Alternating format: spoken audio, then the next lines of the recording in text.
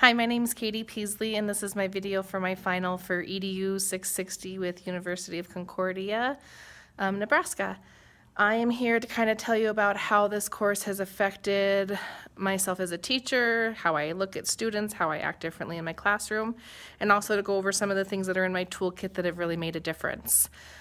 So right now I'm actually in my classroom, and I did this one so we could kind of see how I have it set up, and two, also because my kids are at home and we wouldn't get a 10-minute video that you'd be able to hear without kids being crazy. So I teach a self-contained behavior classroom. I have grades 3 through 5th. Right now I currently have 7 students. This class has been amazing for a lot of the areas that we struggle in my class, but it's also been kind of different because I don't necessarily have the big groups, and a lot of them are doing their own kind of thing. So I do have a couple classes where they mostly work in the same curriculum, but otherwise a lot of it's individualized. So I've kind of had to tweak things as I've gone. One thing that I do take very, very seriously that I loved Dr. Archer for was our very last week, week 8, when she talked about teaching with passion, managing with compassion, working with behavioral students. These kids are kids that have experienced trauma, that have had horrible things happen in their lives. They are victims of physical abuse, sexual abuse, neglect. They've been through a lot. So in this class, we have to have a lot of compassion. Just yesterday, I had some students who were feeling like they were kind of being harassed because one student was kind of talking a lot about their mom. Well, that student's mom left him in December and he hasn't seen her since. And so he misses his siblings. She kind of just signed over rights to his aunt and left to a different state and hasn't spoken to him. And so, you know, a lot of times our academics do get put on the back burner because we have to deal with these situations that these kids are going through that really are beyond their control. They're things that little kids shouldn't have to worry about, but because they were unfortunate enough to be born into these situations that they can't really control. So when it comes to teaching with passion and managing with compassion, that's one thing that I really, really strive for. One way that I do that is I had gone to a trauma-based learning and found out that kids that have experienced trauma often have a really high resting heart rate. And so, you know, that's why a lot of times we have these outbursts with students that kind of seem like they come out of nowhere, and it's because they already have a really elevated resting heart rate, and so they instantly go into that fight or flight mode. So one thing I have just started implementing into my class since starting the Dr. Archer and taking that course is my kids, we every day, multiple times a day really, we do their heart rates and their oxygen levels, and we're tracking them, and we're kind of talking about doing, you know, the deep breathing and rhythmic exercises to try to teach them to kind of start to self-regulate. So we'll take their heart rates, and then we do like a drumming exercise where they sit in their desks, and I'll hold up a card, and whichever card I hold up, that's, you know, what hand they use to start doing the drumming on their desks, just to kind of do that rhythmic motion, the sounds. I also have a big beanbag and a rocking chair that is really good for students who are escalated and who have behavioral issues, because it's a place for them to cool down. A rocking chair having that rhythmic motion, it's a great way to start to kind of lower their heart rates. Some things that I've implemented actually a lot, but some things that I've implemented into the class from this course is, one thing I loved was response cards. So I always just used whiteboards for my kids. I handed out the whiteboards, gave them a marker, you know, write down your answer, check. But there was times that we really didn't get a lot done because the time it takes to write your answer, erase your answer, you know, all of that. So I started doing response cards. I have just regular yes, no cards. And then I also did the ABCD because we do have a lot of like multiple choice questions in some of our curriculum that a lot of times are kind of higher order thinking questions. So the students struggle with that. So I like being able to have them pull out their response cards and just say, okay, you know, we're going to go over the question. Show me your answer. and then being able to check. It's really a great way to be able to just to scan the room quick, see who gets it, who needs to maybe have something else kind of retaught to them, or if we're able to just move on. Everyone's got it. So that was one thing that I implemented that I love. The kids love. They think it's like the greatest thing ever when I say get out your response cards.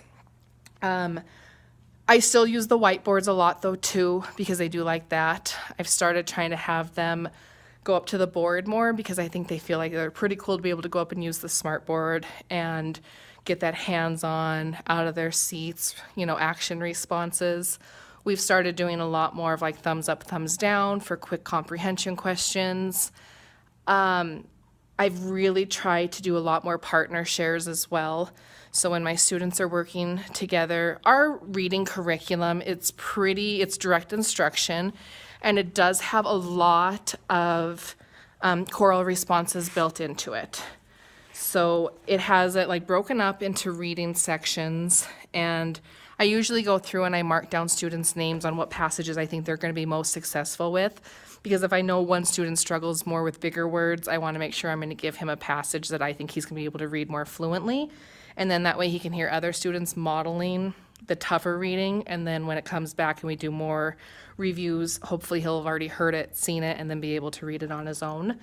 But it does have a lot of questions built into it, and they have even like signal marked on there, so that is when we would do our choral responses.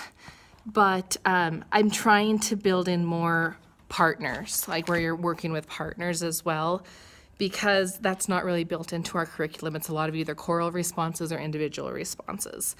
So I'm trying to make an effort whenever we have a comprehension question that doesn't necessarily have just one answer. We have a lot of like predicting what might happen next, or if they have the dots in the story so a part's missing, I'm now stopping, having them think about what part might be missing, turn to your partner, share your ideas with your partner, and then because I have such a small group, everyone gets a chance to kind of share their ideas, which is nice. I do have a couple students who are just reading on their own. They don't have any other students in their current reading level.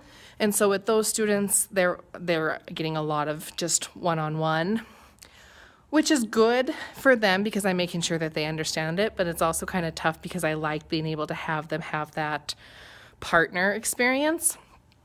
So what I've done now, because I was kind of getting worried that they weren't getting that experience, I went out and I purchased a set of reading books. I got the Boxcar Kids, and I just ordered a book for everybody.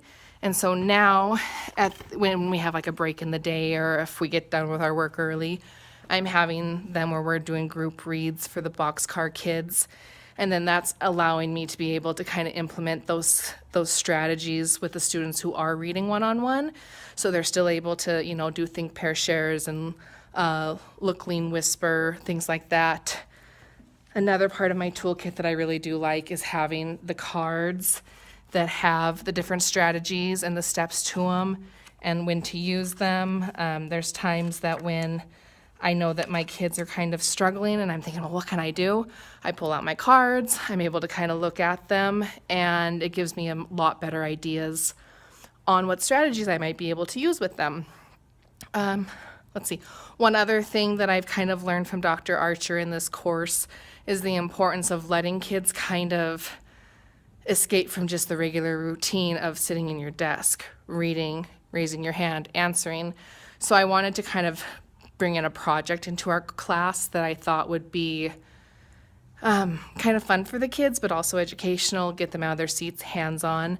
So my kids have been working on the solar system, learning all of the planets and a bunch of facts about the planets, and they've worked really hard. It's one thing that all of my kids in my class are really, really interested in, so it made it fun.